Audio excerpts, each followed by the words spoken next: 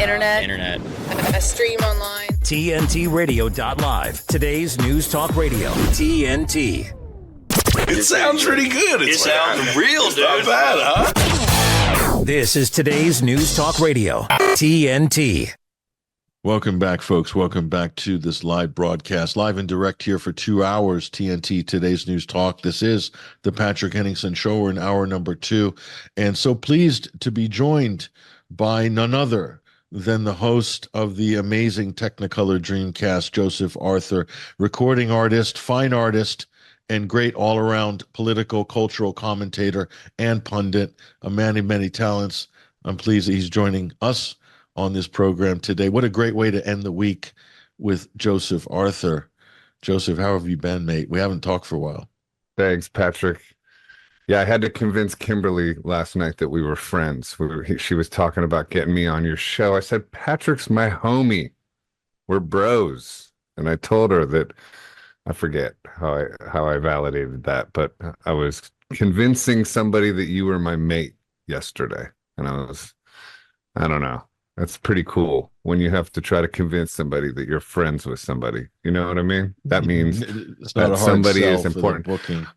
Plus, I was thinking about it before I came in. I don't think I'm wearing the right shirt for the occasion, although it is Friday. And then, what are you talking about? Well, then I see you, because I'm going to debut a new song. It's kind of heavy. You shot the video for it, or at least a portion of it.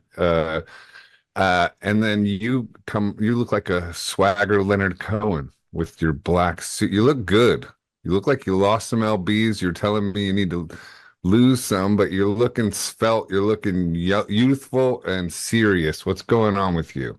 That's you good just lighting. Got back from Russia. Yeah, it's good lighting technology. So yeah, I mean, I'm okay. I'm sort of I've been better physically in terms of the poundage and all that. But yeah, I was spending time on the other side of the world, where the East meets the West, in Moscow, and also in other parts of that region as well, which shall not be mentioned, or maybe can be mentioned at another time. But so this has something to do with women, I think. No, not at all. Not at all. Okay. No, they're all in Moscow, by the way. There's plenty of those there. I know. But that's listen, I think we should make this washboard stomach summer. I think we need washboard stomachs. I'm sick of not having one. So that's what's on my menu for the next month. I'm gonna get one together. Let's go to Camelback. That's a good thing to shoot for, to strive for. You got the perfect shirt on, Joseph, because spring's here. It's starting to get warm down in the great state of Arizona. Pretty soon the air conditioning is going to be blasting, and we're going to be fleeing indoors and whenever possible, and doing your exercises at 4:30 in the morning, because that's the only time that's cool enough to actually do anything like that. So it's coming, folks. It's coming. Hades is coming. It's already here. I was on the playground with my daughter yesterday, and we tend to go shoeless. If I put shoes on her, she just takes them off and throws them. That's all she does, folks. She's the only kid like that. All the other kids have their shoes on, not her. Anyway, and then she's like, owie, owie, owie, walking in the playground. I want shoes. I was like, well, I left them in the car. Dad of the year. So, Joseph, what do you think? What do you think about what do you think about this whole situation that's been, again, still bubbling up? 6 months later, we're still talking about Gaza. I mean, it's incredible. 6 months. It's been almost 6 months. I didn't think it was going to get. I mean, you're the expert on it, really, more than me. I mean, it's one of these things. Like with all these things, you have a sort of a bandwidth level, right? Like even COVID and the injections and people dying suddenly and all that. There's a amount of bandwidth you have, and you kind of have to step back and go into life. Because if you think about it, we're under the gun of some serious pressure on humanity just to like keep sort of the will to live in order. I mean, not to sound too despairing when I say, but I'm also working on an album and stuff, so I've kind of not bailed on it. Obviously, I'm putting out a new song today about it, but I'm not too up to date on what's going on, other than I know like Trump yesterday was talking about how, Netanyahu, he was saying that they were losing the PR battle bigly. He was like, Netanyahu, they should finish this quickly. I mean, so I would say it seems like, the what do you call it? The ad hominem attack that you're an anti-Semite if you say ceasefire, that has lost its potency, I would say, for sure. Oh yeah, in terms of the information war, Joseph, we've won that information war, another victory, but a hard fought victory, and especially for the people on the ground in Gaza. So you mentioned you've got a new song out. You want to give that a little introduction? I think we got a video that we're going to queue up as well, if I'm not mistaken, right? Yeah, you're not mistaken, because I worked on it all day, and I even have an updated version that's one version beyond this one, because my friend said you need to put some more hard-hitting images in it. It's something I played for you on Camelback. It was after I was saying we did Ceasefire Now. I guess I did it, but you kind of helped me write that song and sort of guided me through that process. And so then I wrote this one after that. A lot of times songs come in pairs, and this one, I originally called it Genocide, but now it's called Father's Cry. And it's very simple message. I think it's a beautiful song. It's complicated though when you're trying to communicate on these issues, because for one, it has this. People could take it like, oh, you're trying to take advantage of a bad situation and promote yourself with it. But the thing is, with these situations, is we need music.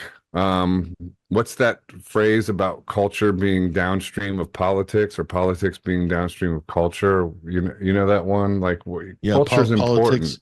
Politics is downstream from culture. I think that's Andrew Breitbart, that famous quote. Yeah. And what does that mean? That means that culture is important, as the way I think it. But like, right? Yeah. Yeah. That politics follows culture. Is that what that essentially means? I think so. It's up for debate. It's one way to look at it, but yeah, it's a bit abstract. But we need culture in these battles. You have people like Annie Lennox, Susan Sarandon, people in the music business. I forget, maybe it was a couple ones. There's this tracker on Twitter X, which I'm sure you know about, which is Ceasefire Tracker or whatever. And anytime a celebrity says ceasefire, they sort of shout them out. But yeah, nobody's really written too many songs about this, I don't think. Maybe I haven't heard them, but anyway. So basically it's that. It's really from the place that this resonates most with me as a new father to a toddler to an infant, is just the atrocity of children dying, and the fact that there's no justification for that can't be considered collateral damage. If that is considered collateral damage in these numbers, then humanity has lost its footing, clearly, and its sanity. So yeah, it's basically that. And you told me I had a stripped down version of it, and then you said no, it needs to be more like the Jesus and Mary chain, or I forget who you referenced. Maybe even the Cranberries. I'm giving you a little bit more Cranberries. When I say Jesus and Mary chain. They're pretty good too, though. By the way, so. They're groovy. Yeah. Yeah. But so it amps up, dude. You're gonna like it because it's got drums now. It's got distortion. It's more powerful. I would say it's almost like an early U2 type of thing. I just heard the acoustic embryonic version of this many months ago. So I'm looking forward to hearing what you've got here, Joseph Arthur. So take it away. This is a world premiere right here. We'll roll the video. All right, well, here it is, everybody. World premiere, first time it's being released right here on TNT on Patrick Henningsen's show. It's called Father's Cry. Hope you like it.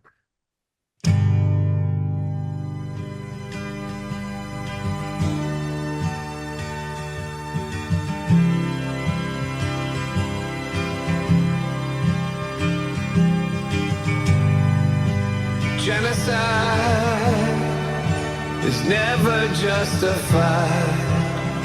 There ain't no reason, 'cause human beings are more than just a kind, defined by race or religion. 'Cause we all have souls and a mission here on earth. Only God knows why. You can't decide their death, 'cause you weren't here for their birth or their first laugh or cry. Don't let the children die. Don't let the children die. Sisters and brothers, we know it's wrong when we see their fathers cry with their mothers. Genocide is never justified. There ain't no reason, 'cause human beings are more than just a kind, defined by race or religion. 'Cause we all have souls and a mission here on earth. Only God knows why. You can't decide their death, 'cause you weren't here for their birth or their first laugh or cry. Don't let the children die. Don't let the children die. Sisters and brothers, we know it's wrong when we see their fathers cry with their mothers. Don't let the children die. Don't let the children die. Sisters and brothers, we know it's wrong when we see their fathers cry with their mothers.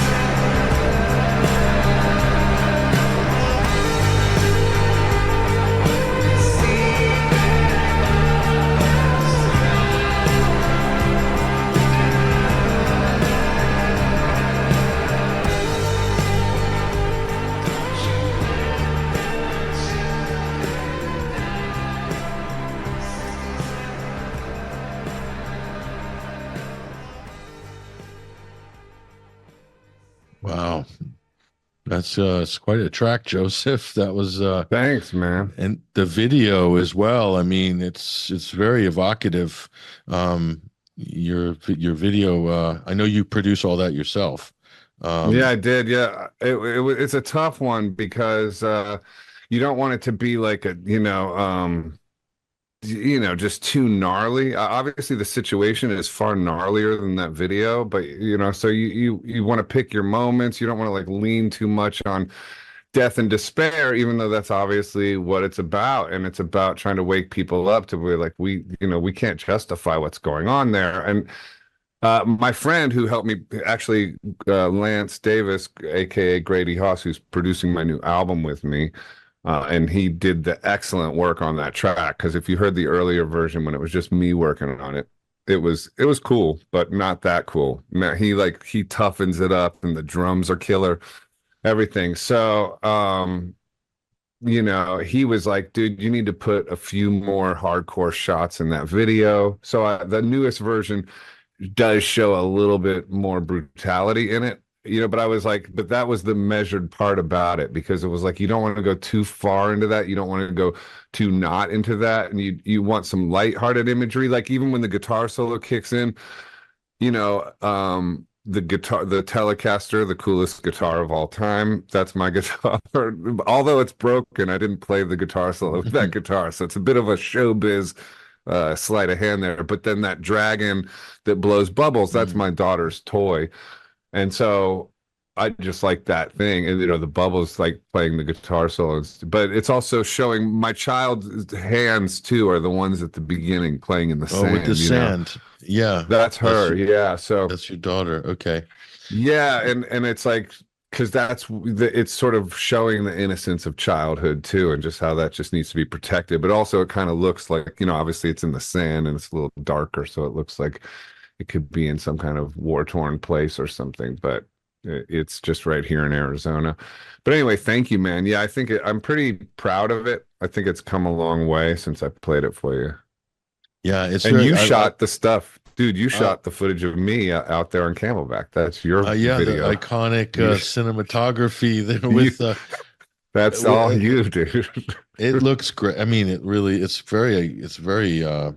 very bold and cinematic, and it's very playful. I like the playful moments of your video with the little dragon as well. It works so well because it brings the focus back to what it should be, and the focus is about the children. Not just the children, of course, that they have lost their lives and had their lives ruined in Gaza, but also your children and all of our children in the West. That what kind of future are we giving them to inherit if we can't, establish some basic moral and ethical standards as to what our values are? I think your other track, you said the other track, the previous one. Which was Ceasefire Now. You said, what does this say about who we are? That was a type. I think that was one of the lines in that song. What's this say about who we are? What's this situation say about who we are as a society? Right. And you're definitely getting that message across. It's such an important message, and you're definitely getting to the heart of it. You're getting to the heart of it, which I think is something that you do in your songwriting. No matter what the subject is, you try to get right down to the nub of the issue. So it's quite a strong video. I noticed as well you do take into account the social media on the video, and I know you put in very stylized subtitles for Instagram, for TikTok. So this is the new way to communicate the music. You have so you've integrated all that, which I think is fantastic. So got some great imagery in there as well. Yeah, thanks, man. I asked Lance about that too. He said, dude, don't ask me about fonts. I'm a font. And I thought he meant like, I don't care about fonts, but he's like, I'm a font freak. People are font freaks. I don't get fonts. I don't understand. Like, I'm not an audiophile. I'm not a font freak. I just I don't know. My creativity doesn't lie in the details. That's why it's good when I find somebody who's really detail oriented. But it's interesting too, because I feel like in terms of Gaza and what's going on in Israel right now, I guess I'm a little bit more informed than I let on, because I did see there was a big protest about getting Netanyahu out of power. And then there was also a lot of people fleeing the scene, fearing for their lives, or some sort of World War III style retribution. How do you say that? Retribution. Yep. Say that word. Retribution. That's the one. Man, I shouldn't have taken that microdose. I'm just kidding. I did not take a microdose. No, you shouldn't have had that coconut bowl of kava. Maybe Dude, I haven't had kava in months. I'm thinking about going back on it though. No, don't do it. Don't do it. No, I was there I was there before you went on the wagon. I was at the kava bar. I mean, I didn't know what it was. It's just a whole subculture in itself that exists in America. It's incredible. It's a weird one. Yeah, it's highly addictive. It's crazy. It goes with kratom and just But I mean, people are losing their marbles, man. People are desperate to escape. I think things are more and more difficult. I think paying attention and having attention and focus is more and more difficult these days. But I just want to finish that point I was trying to make before I stumbled on that word, which is like how deeply you say the PR battle's been won, but is it beyond that? I mean, how much longer can this go on? Like, what's your take on that? Because I know you know more than I do about this. Sadly, it can go on a lot longer. It's just the way of the world. It seems like with so many other situations, it's this long, painful grind, and the grind is what the people have to endure before there comes this consensus that this was totally insane. What the hell just happened? Why did we That's what do I it? mean. Yeah, Right. and we're not there yet, but we're getting I there. see. I feel like we're there. There you go. But I was like that with COVID. Like Mm. I thought like, yeah, long before people totally relented that you know, the mRNA is an atrocity and horrific.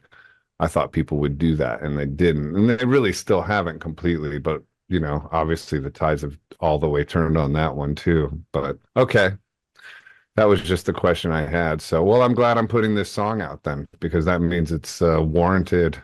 And yeah, I guess I'll try to put it out on Bandcamp after our interview.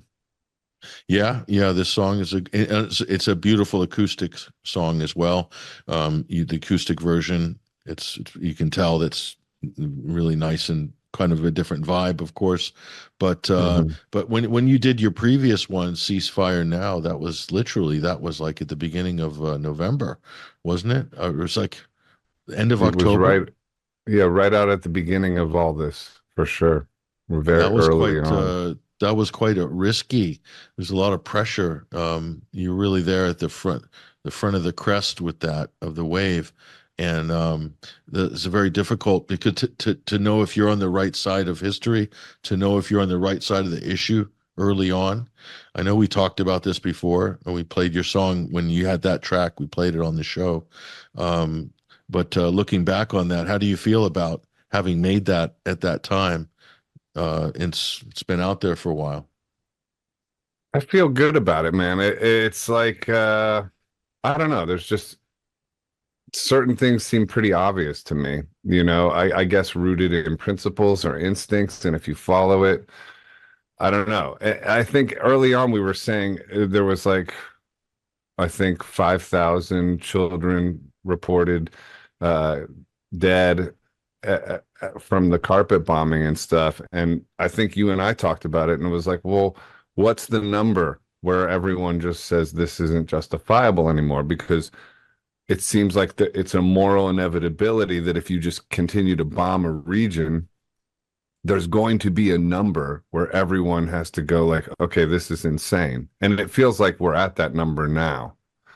But it didn't take like a genius level of foresight to see that we would be at that number if we continued to go like this. So it was kind of like that. That was the equation in my mind. It was like, this doesn't make sense on a lot of levels, that the way they're going about this, you know? So if you want to defeat Hamas, you can't bomb them out of tunnels that, you know, are under a city occupied by children. It was kind of as simple as that, you know? So I feel good about it. It's interesting that Candace Owens getting fired from the Daily Wire, though. What's your take on all that noise? Let's talk about that, and let's talk about the trajectory of the campaign of Robert F. Kennedy. Ben Shapiro is also riding low in the polls at the moment as well. It's very interesting how things have swung a little bit in these directions, all connected with this issue. Pretty incredible. I'm with Joseph Arthur here, host of the amazing Technicolor Dreamcast on TNT, today's news talk, recording artist and fine artist as well. Joseph is a man of many talents. Hopefully going to join us. We got a couple minutes after the break. You can stay with us. Sure. Yeah. I'm here all day, Patrick, for you. Right. So, come on. Okay. You know you don't have to ask me. That's it, folks. We got Joseph. He's hanging for the final segment of the final hour here. TNT, today's news talk. I'm Patrick Henningsen. We'll be right back after these messages. With a compelling perspective on global politics, this is the Patrick Henningsen Show on TNT Radio. All right, folks, welcome back. Welcome back to this live broadcast here. I'm your host, Patrick Henningsen. Final segment of the final hour here and the final day of the week. Bringing it all home, Joseph Arthur, host of the amazing Technicolor Dreamcast here on TNT. Before we go any further, Joseph, just give us a shout out about your program, when people can tune in, what they can expect when they get into the Joseph Arthur Technicolor experience. Well, it's going to be a banger of a show, as we say in the biz, and it's at a new time tomorrow at 10 a.m. Eastern, 10, 11, 12, and 1. Patrick, I came in from Ohio last week. I went to take my child to their grandkids, aka my parents. I mean, they're her grandparents, aka my parents. And I got robbed right outside of my house, if you can believe that. It was crazy, dude. I took out my stuff from an Uber, and then I took the child seat and my child, thankfully, to my car, which was 2 parking lots or 3 parking spaces, not lots, away. And just as I did that, a car pulled up and grabbed my backpack and was trying to grab my suitcase. When I come out with my child, they like take off and throw the backpack. They got my passport, my iPad. They got her birth certificate. They got, it was bad. Was this in Ohio? What was the robbery? No, this was here, right here in Arizona, dude. No. And the cops came and I had tracked my iPad, so I knew exactly where to go, where they were at some abandoned warehouses in Phoenix. And they said, "Don't go. It's not worth it. You have a child." It was really dramatic. And then Alessia's mom came to pick her up. And of course, I had to go. I went, Patrick. I was a man on a mission. I went to those abandoned warehouses and had a look around just to see if I wasn't going to be a hero, but I was going to see if I could see them. They said the cops were going to go by and take a look at it, but I didn't see any cops looking for it. And then I went the next morning, looked all around, dug around, did some, detective work, and never found anything. So I'm already in the process of getting a new birth certificate, and a new passport, but it requires my birth certificate and all this other nonsense. Anyway, that happened. What does this have to do with my show? I don't know, but I'm going to have a shaman on who I did this combo ritual. It's called Cambo, and it's a frog venom you put on your arm, and you just sit around with a bunch of people and you all get sick together. And apparently it takes away all kinds of, infections or demons or whatever. So that was an interesting experience.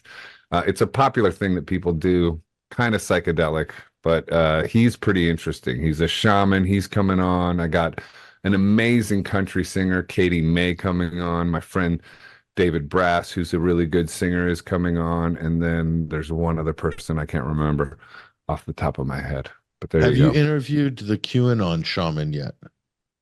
No, but I met him at an event out here, and I asked him, and he said yes, but then he flaked on me. So have you interviewed him? I haven't, but he's a very interesting cat. I've heard him talk. He's he can go to some sort of far-flung areas of the universe in terms of conversation. So yeah, he's interesting. On Jimmy Dore, yeah, he made quite an impression, but I haven't seen him much lately. So, yeah, you were mentioning RFK Jr. and the election coming up. What's your take on what's going on? Are you a Trump guy, Biden? I know you're not. You can't be Biden, and you can't be RFK Jr. either. But are you Trump? I don't know. There's a masochistic side of me that might say that we need old white men in charge, and everything's going to be fine. But I don't think it's going too well with Biden. So I don't think so. I mean, Trump to me is just disappointing on a lot of issues. He could seize the moment, but he's not. That bothers me tremendously. So what are you left at that point? Not RFK. His whole thing is just cratered. I mean, what about him? Because he was riding high as the third party candidate in the summertime last year. So much enthusiasm, great vibes, energy behind this guy. What happened? He came out with the dumbest take on Israel-Palestine of any of the candidates. That's what happened. I mean, he just came out with the most, lack of nuance take on that issue, and he kept doubling down on it. And to this day, I think he still doubles down on it. It's just, and then he picked a running mate that I guess has ties with the cabal or Google or whatever. I don't really know much about her, but apparently people were very upset about that pick. So I don't know.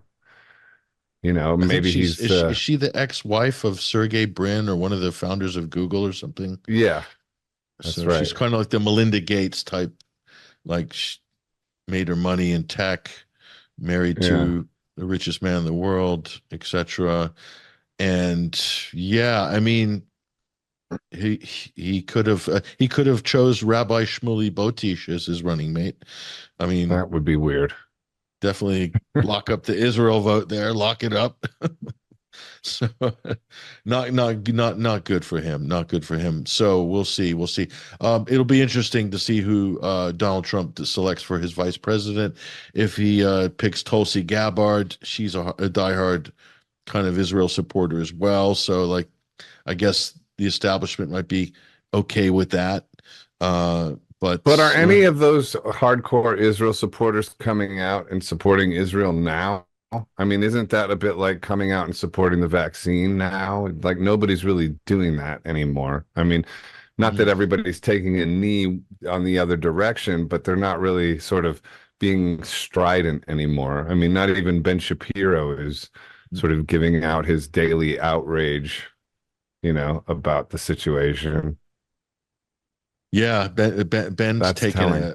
he's taken a hammering, that guy, because he basically tried to dump Candace Owens, the Daily Wire, all about free speech, all about platforming different voices.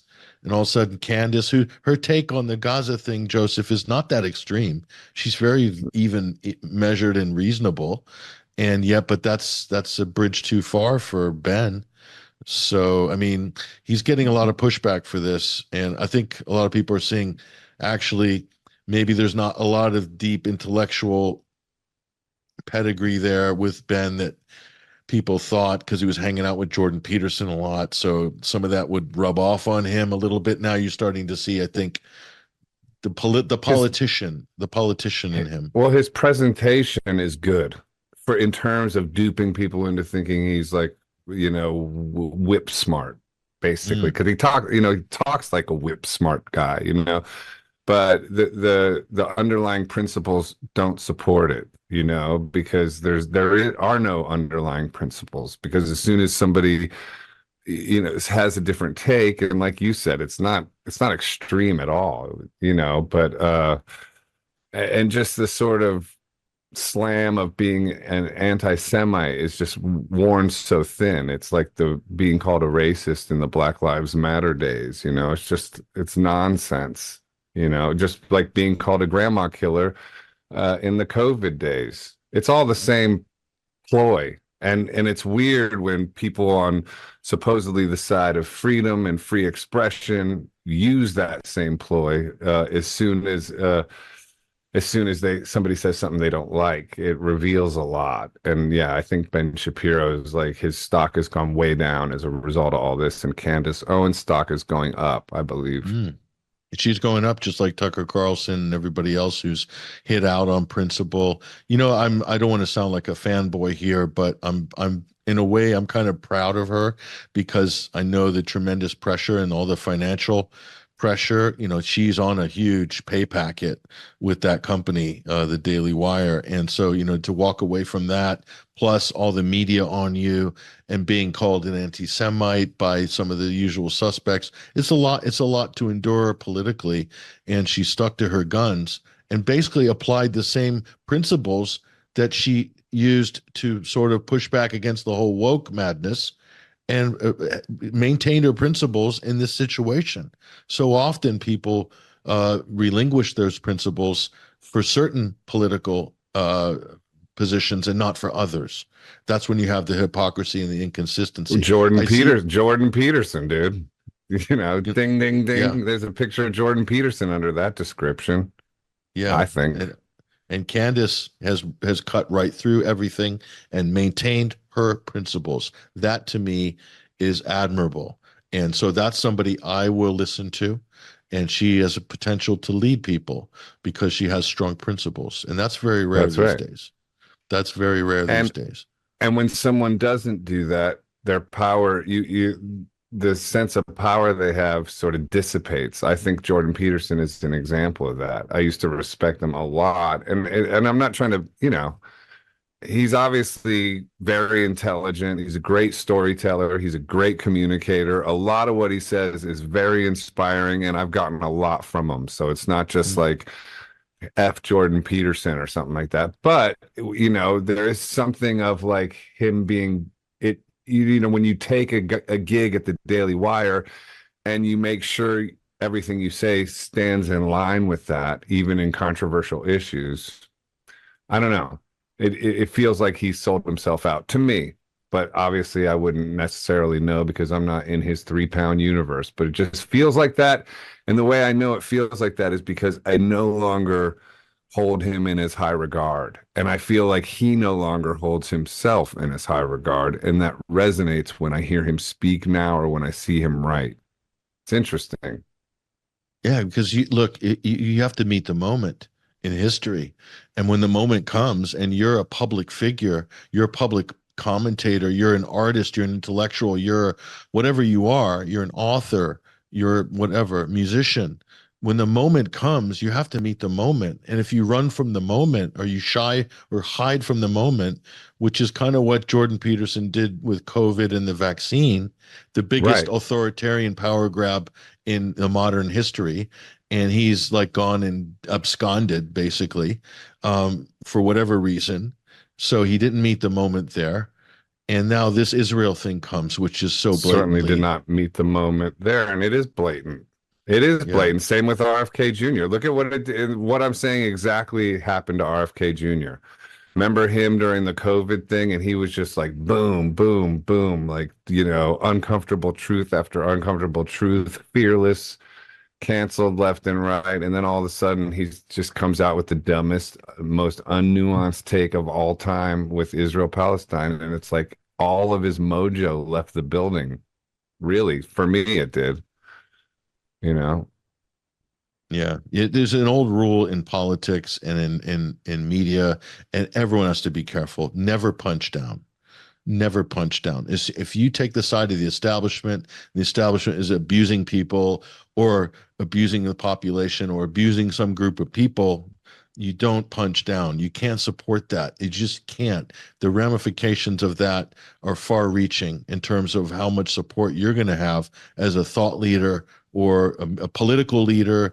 It's so, it's so obvious that support for Netanyahu, support for Israel is you're supporting not just punching down, but like hammering down on some of the most defenseless people, poorest and most vulnerable people on the planet. I mean, should be a no-brainer, but politics are powerful. Money is powerful. And here we are. We've reached this point in history, Joseph. And in our own little ways, in your way, you've tried to tell this story in your music, which I think is admirable. I'm really pleased with the outcome of your latest single, A Father's Thanks, man. Cry. It's a beautiful song. The video is beautiful. I look forward to pushing that heavily on X and social media. So do share. I will. I'll share and I'll let you know when I do get this version up. I got a comment back. Yes, just enough. It actually makes an impact that time from Lance about the new version of the video. I want to ask you about P. Diddy, Puff Daddy, but it's 2:58 or something. We're going to close this soon, I think. And I also want to ask you, like we got to talk for hours about that, but what about you, man? You took such a huge stance in all this, and I know you got a lot of flack in a lot of different areas. How have you fared and weathered the storm? I put out a video thanks to you teaching me CapCut. I put out a video, and it's they're sort of doing very well, those videos. So I'm beating the algorithm. So hey, listen, we got to keep going. We got to get the message clear and keep giving him that message, and that's what it's going to take. That's what's going to take. And we have a tune. We have a new tune now. Music is powerful, my friend. So let's go. Let's go. Hearts and let's minds. go. I'll see you. Maybe we'll make this a regular rendezvous on Fridays. Who knows? But to All right. Joseph Arthur, Dude, I let's really go to Camelback this weekend. Okay, Maybe well, Sunday early. let's stay in touch. See if we can do that. All right. Anyway, Hey, take care, that wasn't mate. a commitment. Take care, mate. Love you, bro. That's it, folks. TNT, today's news talk. It's been a week. Joseph Arthur, amazing. Basil Valentine today. What more can anyone ask for? We're delivering it for you here. Our listeners, thank you. Everybody in the TNT chat community. I'll see you guys next week. Take care. Have a great weekend. All the best. If you've been told to pull up your socks, then make sure it's a pair of TNT socks. The TNT shop is now open at tntradio.live. You're with Patrick Henningsen on today's News Talk Radio, TNT. Welcome back, folks. Great segment with Basil Valentine, the political editor at TNT. Versatile as usual, Basil. Great on the Middle East. Of course, this is the big story right now. That's what's dominating U.S. headlines. So what's dominating the U.S. political conversation right now. Tony Blinken, the Secretary